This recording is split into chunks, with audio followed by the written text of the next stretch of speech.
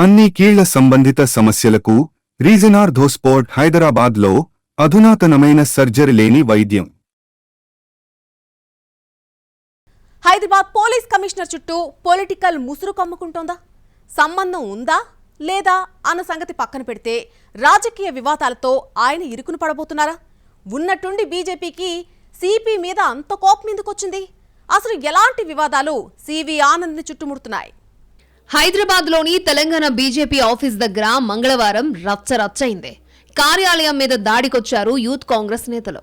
దాన్ని కాషాయ కార్యకర్తలు ప్రతిఘటించారు. అప్పటికీ వ్యవహారం సద్దుమణిగినా దీన్ని చాలా సీరియస్ గా తీసుకుందట బీజేపీ. నేరుగా పార్టీ పెద్దలు రంగంలోకి దిగినట్టు తెలుస్తోంది. ఈ ఎపిసోడ్లో రాజకీయ వ్యవహారాల సంగతి ఎలా ఉన్నా పోలీసుల తీరుపై చాలా కోపంగా ఉన్నారట బీజేపీ ముఖ్య నాయకులు. ప్రధానంగా నగర పోలీస్ కమిషనర్ సివి ఆనంద్ పై మండిపడుతున్నట్టు సమాచారం. డీజీపీని కలిసి కమిషనర్పై ఫిర్యాదు చేయాలనుకుంటున్నట్టు తెలుస్తోంది. ఆయన కావాలనే మెతగ్గా ఉంటున్నారన్న అభిప్రాయంతో ఉన్నారట కాషాయ నేతలు. అందుకే డీజీపీతో సరిపెట్టకుండా సివి ఆనంద్ వ్యవహారాన్ని గవర్నర్ దృష్టికి కూడా తీసుకువెళ్లాలి అనుకుంటున్నట్టు చెబుతున్నాయి బీజేపీ వర్గాలు. ఆ మధ్య హైదరాబాద్లో కొన్ని దేవాలయాలపై దాడులు జరిగినా పోలీస్ కమిషనర్ సీరియస్ గా తీసుకోలేదని ఆరోపిస్తున్నారు బీజేపీ నాయకులు. అలాగే ఓవైసీ సోదరులు రాష్ట్ర ప్రభుత్వానికి దగ్గరవగానే కమిషనర్ ని మార్చేశారని, అందుకే ఆయన ఎంఐఎం విషయంలో కూడా మెతగ్గా ఉంటున్నారన్నది బీజేపీ నాయకుల అభియోగం. రాజకీయ మెప్పు కోసమే సివి ఆనంద్ మెతక వైఖరి అవలంబిస్తున్నట్లుగా చెబుతున్నారు కాషాయ నేతలు. మజ్లిస్ పార్టీ ఆదేశాలతోనే నగర కమిషనర్ను బదిలీ చేశారని 2 నెలల క్రితం అన్నారు కేంద్ర మంత్రి కిషన్ రెడ్డి.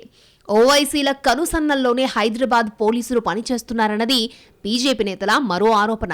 ఇక తమ పార్టీ రాష్ట్ర కార్యాలయంపై కాంగ్రెస్ కార్యకర్తల ముసుగులో గూండాలు, రౌడీ షీటర్లు దాడి చేశారని, దీనికి సీఎం రేవంత్ రెడ్డితో పాటు ఎంఐఎం అధ్యక్షుడు అజదుద్దీన్ ఓవైసీ కూడా బాధ్యత వహించాలని అంటున్నారట. పోలీసులే దగ్గరుండి బీజేపీ ఆఫీస్పై దాడి చేయించినట్టు కనబడుతోందని అన్నారు బీజేపీ ఎంపీ రఘునందన్ రావు.